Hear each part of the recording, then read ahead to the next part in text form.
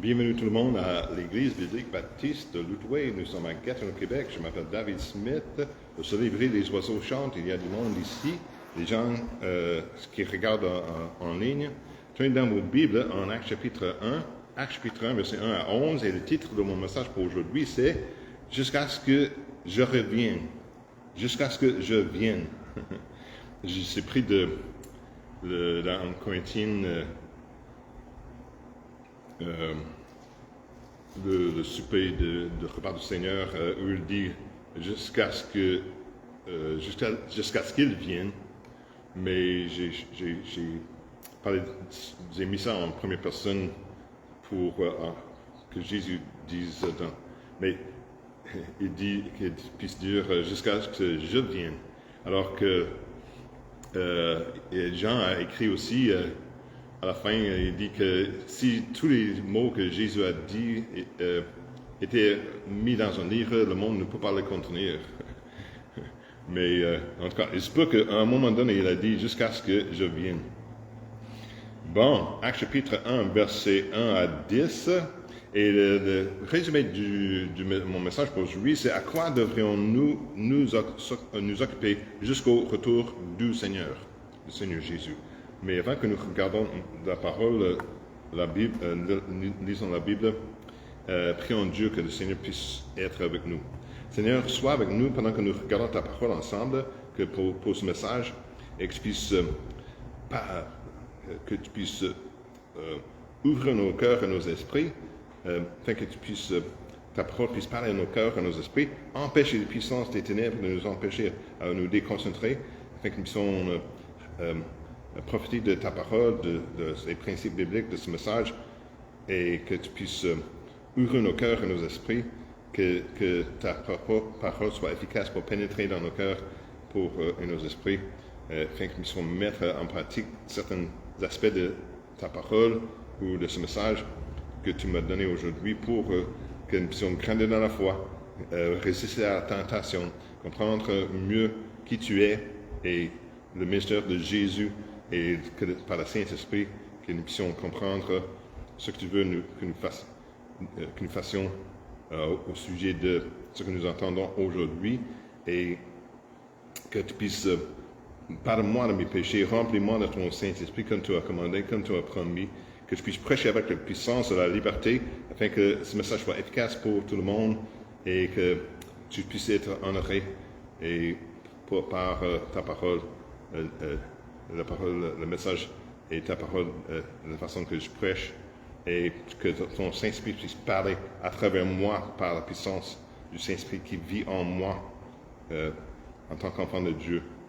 Et s'il y a quelqu'un qui écoute à ce message qui n'est pas encore 100% certain d'être sauvé, d'aller au ciel, qui puisse constater qu'il est pécheur, met sa confiance en Jésus-Christ comme son sauveur personnel, et afin qu'il puisse avoir l'assurance de la vie éternelle et une place au ciel. Et nous remettons toutes ces choses entre tes mains, au nom de Jésus. Amen. Jusqu'à ce que je vienne à Actes chapitre 1, verset 1 à 11. Dans le passé, récemment, nous avons eu le dimanche de la résurrection, nous avons célébré la résurrection de Jésus à Pâques, et j'ai prêché de certaines choses qui sont arrivées avec les disciples, les rencontres de Jésus après sa résurrection. Et maintenant, aujourd'hui, on parle de son ascension, quand il était élevé au ciel. Mais voici en Actes chapitre 1, verset 1 à 11, ces derniers mots aux disciples jusqu'à ce qu'ils retournent au ciel devant leurs yeux. Mais on va lire tout ça, et ensuite je vais lire quelques passages au fur et à mesure de Actes chapitre 1, verset 1 à 11, mais je vais lire ces versets au début et un peu au fur et à mesure. Regardons sa parole ensemble. Il dit, Actes chapitre 1, verset 1 à 11, la Bible dit, « J'ai fait mon premier livre, ô Théophile, sur toutes les choses que Jésus a faites et enseignées depuis le commencement, jusqu'au jour où il fut élevé dans le ciel, après avoir donné ses ordres par le Saint-Esprit aux apôtres qu'il avait choisis, auquel aussi, après avoir souffert, il se montra encore vivant et leur en donna plusieurs preuves, leur apparaissant pendant 40 jours et leur parlant de ce qui regarde le royaume de Dieu. Et les ayant assemblés, il leur commanda de ne point s'éloigner de Jérusalem, mais d'y attendre là la promesse du Père, lequel, dit-il, vous avez entendu de moi. C'est que Jésus a baptisé d'eau, excusez-moi, c'est que Jean a baptisé d'eau, mais que vous serez baptisés du Saint-Esprit dans peu de jours.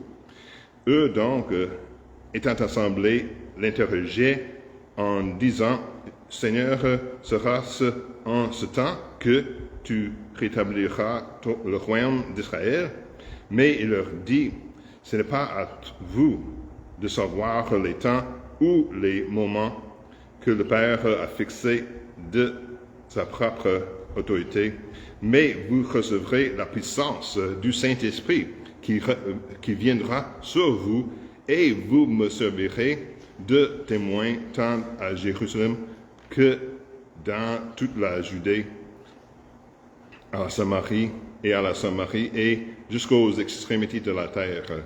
Et après qu'il eut dit ces paroles, il fut élevé pendant qu'il le regardait, et une nuée le déroba à leurs yeux.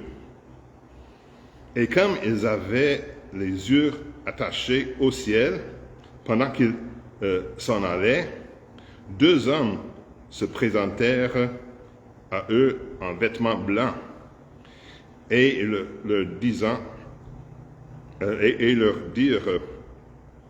Hommes galiléens, pourquoi vous tenez-vous là à regarder au ciel? Ce Jésus qui a été élevé d'avec vous dans le ciel reviendra de la même manière que vous l'avez vu monter au ciel. En tant qu'enfants de Dieu, nous avons parfois l'impression que toute notre espérance réside dans l'attente de Jésus, le retour de Jésus. Je loue Dieu pour l'espérance de l'avenir. Cependant, la vie chrétienne est bien plus que cela. Tant que nous ne regardons pas vers le passé, nous ne pouvons pas savoir ce que l'avenir nous réserve. Si nous ne regardons pas vers le présent, nous ne sommes pas préparés à ce qui arrivera. Voici une citation de nos sources inconnues. Il dit, on ne peut pas rompre les promesses de Dieu en s'appuyant sur elles. On ne peut pas rompre les promesses de Dieu en s'appuyant sur elles. Mon premier point, c'est jusqu'à ce qu'il vienne. Regardez le passé et trouvez l'espoir dans ce que Christ a fait. Regardons encore versets 1 à 4. Verset 1 à 4 nous dit, « J'ai fait mon premier livre au Théophile sur toutes les choses que Jésus a faites et enseignées depuis le commencement, jusqu'au jour où il fut élevé dans le ciel après avoir donné ses ordres par le Saint-Esprit aux apôtres qu'il avait choisis, auxquels aussi, après avoir souffert, il se montra encore vivant et leur en donnant plusieurs preuves, leur apparaissant pendant 40 jours et leur parlant de ce qui regarde le royaume de Dieu. Verset 4, et les ayant assemblés, il leur commanda de ne point s'éloigner de Jérusalem, mais d'y attendre là la promesse du Père, laquelle, dit-il, vous avez entendu de moi.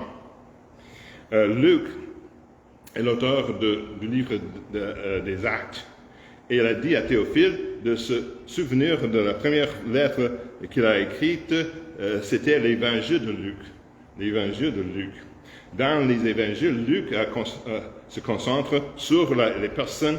Aucun auteur des évangiles n'a autant mis l'accent sur la compassion et l'amour du Christ. Nous voyons aussi l'espoir dans le passé de ce que Christ a accompli, sa naissance miraculeuse et humble, sa vie parfaite et sans péché, son ministère de miracles en guérissant les malades, sa compassion. Après sa résurrection, Jésus a donné des preuves infaillibles de la vérité de sa divinité. Voici une illustration de le docteur J. Vernon McGee, qui a eu un programme de radio, qui a écrit plusieurs commentaires. J'ai un commentaire de toute la Bible de J. Vernon McGee. En anglais, on dit J au lieu de J. J. Vernon McGee en anglais. Il a dit, comme une illustration au sujet de les preuves infaillibles de la vérité de la divinité de Jésus, de sa résurrection, il a dit, je me demande si quelqu'un doute que la bataille de Waterloo soit un événement historique. Très franchement, je crois que Napoléon a vécu et qu'il a combattu à Waterloo. Mais j'ai très peu de preuves à l'appui. En réalité, il existe 10 000 fois plus de preuves de la mort et de la résurrection du Seigneur Jésus-Christ que la bataille de Waterloo. Et pourtant, il y a des gens qui, aujourd'hui, qui disent de ne pas y croire. Voici une autre illustration au sujet de l'épreuve infaillible. Mais c'est plutôt une anecdote. Alors, 3 mois après avoir emménagé dans sa ferme de Greenville, en Caroline du Sud, aux États-Unis, Bob Olson s'est rendu compte qu'il avait un grand problème. Un poteau électrique au coin de son allée était mal placé, à tel point que 4 visiteurs l'avaient heurté avec leur voiture. Bob a appelé la compagnie d'électricité et a signalé le danger. Finalement, ils ont envoyé un superviseur pour évaluer la situation. Après avoir examiné la situation, le superviseur a conclu qu'il n'y avait aucun problème. Mais, alors qu'il s'éloignait, un grand bruit a secoué toute la maison. Le superviseur avait heurté le poteau. Et le lendemain, une équipe est arrivée pour le déplacer. C'est la preuve infaillible qu'il existe. Alors, mon deuxième point, c'est jusqu'à son revient. Regardez le présent et trouvez l'espoir dans ce que Christ a fait. Versets 6 à 9. Actes chapitre 1, versets 6 à 9, la Bible nous dit, eux donc, étant assemblés, l'interrogeaient en disant, Seigneur, sera-ce en ce temps que tu rétabliras le royaume d'Israël? Mais il leur dit, ce n'est pas à vous de savoir le temps ou les moments que le Père a fixé de sa propre autorité. Mais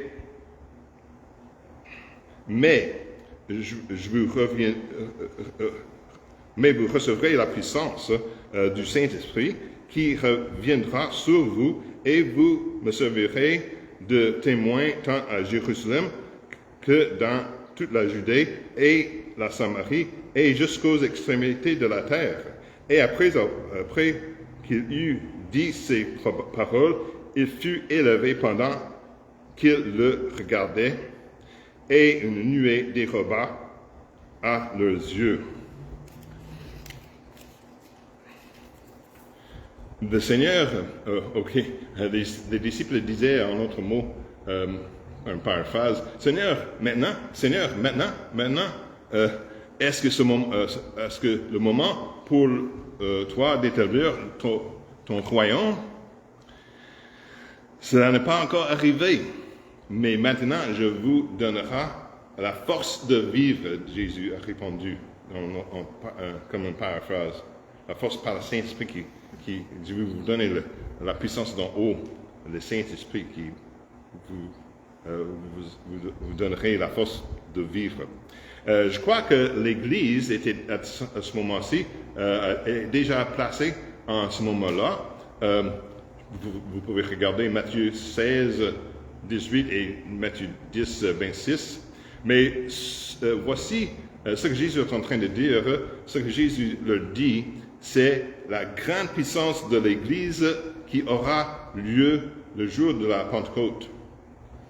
Christ nous donne la force de vivre aujourd'hui par le Saint-Esprit, aussi pour surmonter la tentation. Regardons 1 Corinthiens, regardez la place en acte, mais regardez 1 Corinthiens chapitre 10. 1 Corinthiens chapitre 10 et verset 13. 1 Corinthiens 10 et verset 13. Et la Bible dit, au sujet de Saint-Esprit en nous aide à surmonter la tentation. La Bible dit ici, en 1 Corinthiens 10, 13, « Aucune tentation ne vous est survenue qui n'ait été une tentation humaine. Or, Dieu est fidèle et il ne permettra point que vous soyez tentés au-delà de vos forces. Mais avec la tentation, il vous en donnera aussi l'issue, afin que vous puissiez la supporter. » Alors, ici, le mot « issue », littéralement, veut dire le moyen d'en sortir. Pas forcément d'un soulagement, mais la force de supporter l'épreuve, la force par le Saint-Esprit qui vit en nous pour supporter l'épreuve. Mais nous devons faire le choix de résister à cette tentation et que le Saint-Esprit va nous aider il va nous donner l'issue ou le moyen d'en sortir. Pour aussi, Christ donne la force aujourd'hui pour affronter les difficultés de la vie, pour répandre l'Évangile dans le monde. Il nous donne le Saint-Esprit pour nous donner les mots aux gens pour répandre la bonne nouvelle dans le monde. Voici une deuxième anecdote ou illustration. Un jour de l'an, lors du défilé du tournoi des roses en Californie, un magnifique char, en anglais c'est un parade float, un magnifique char s'est soudainement arrêté. Il était en panne d'essence. Le défilé a été bloqué jusqu'à ce que quelqu'un puisse se procurer un bidon d'essence. Le plus amusant de cette situation, c'est que le char, le parade float, représentait la Standard Oil Company, la compagnie d'huile de Standard. C'est une grande compagnie d'huile. Alors, avec ses vastes ressources pétrolières, son camion était en panne d'essence.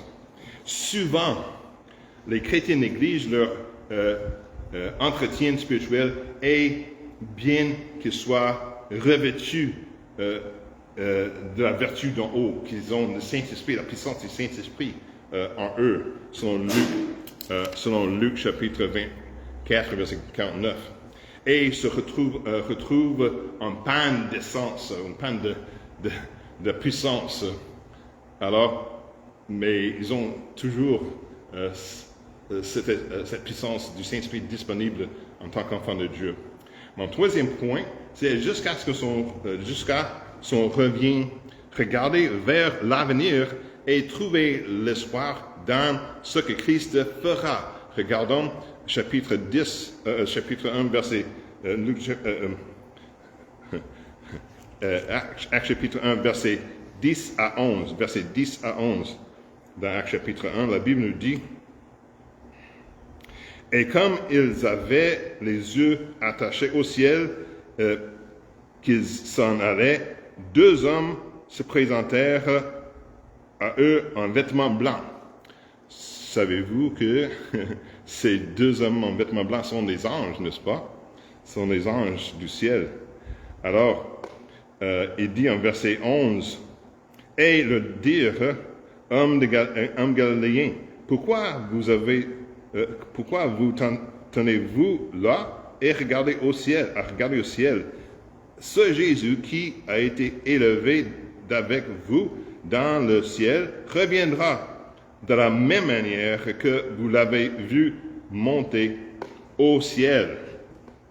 Il reviendra établir son royaume tant entendu. Il reviendra de la même manière qu'il est parti. Zacharie, chapitre 14, verset 4, nous parle de ce jour. Alors, j'ai mis ça sur votre plan. Il dit, Zacharie, chapitre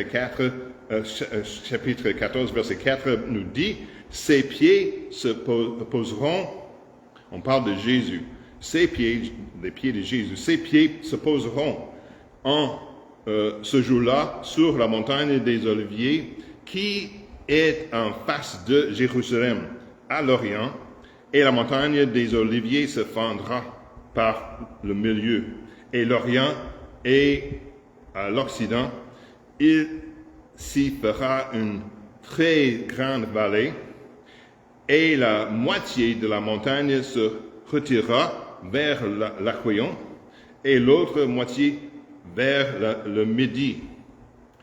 Ce verset est écrit plusieurs centaines d'années avant, mais avant, c'est écrit dans l'Ancien Testament, bien sûr, mais c'est une prophétie au sujet du retour de Jésus. Quand il reviendra, comment il reviendra. Et la prophétie, dans la Bible, c'est l'histoire écrite d'avance. Alors que nous avons déjà beaucoup de prophéties déjà accomplies, et voici une autre prophétie qui n'est pas encore accomplie, qu'il s'agit de la retour de Jésus, où il va retourner et comment il va retourner. Alors, je n'entendrai pas dans les... je n'entrerai pas dans les détails d'eschatologie, ça veut dire la théologie des fins des jours aujourd'hui, mais je crois que cela se produira à la fin de la tribulation de 7 ans, lorsque Christ viendra établir son royaume. Je crois que nous serons déjà avec Christ depuis 7 ans à ce moment-là. Mais plus important encore, que tous les détails sur le moment et le comment, permettez-moi de vous poser la question la plus importante que je pourrais vous demander. Voici la question. Êtes-vous prêt pour le retour de Jésus? Êtes-vous prêt pour le retour de Jésus-Christ? Se revient aujourd'hui.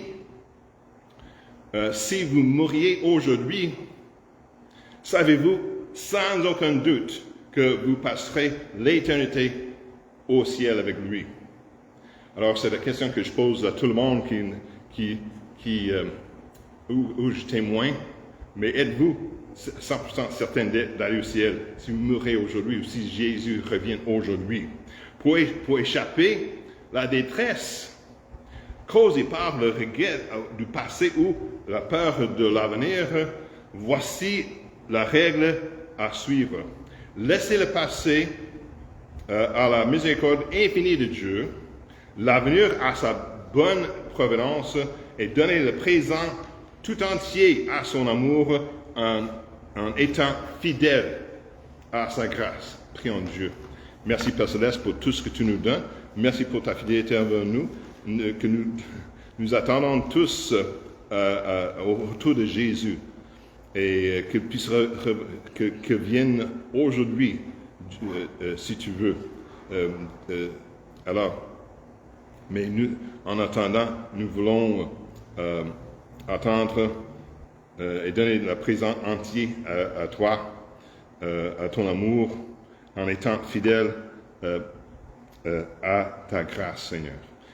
Et s'il y a quelqu'un qui écoute à ce message qui n'est pas 100% certain d'être sauvé, qu'ils puissent constater que nous sommes tous pécheurs, sommes privés de la gloire de Dieu, que Jésus est mort sur la croix pour nos péchés, afin qu'il puisse, à notre place, afin que si nous mettons notre confiance en lui en tant que notre sauveur personnel, que Jésus est ressuscité le troisième jour et s'est montré, c'est apparu à plusieurs personnes pendant 40 jours et qu'il est retourné au ciel devant les yeux des disciples, alors avec les preuves infaillibles qu'il est ressuscité des morts, que puis si les gens mettent leur confiance en Jésus comme le sauveur personnel, qu'ils puissent être sauvés par la grâce, par la foi en Jésus-Christ.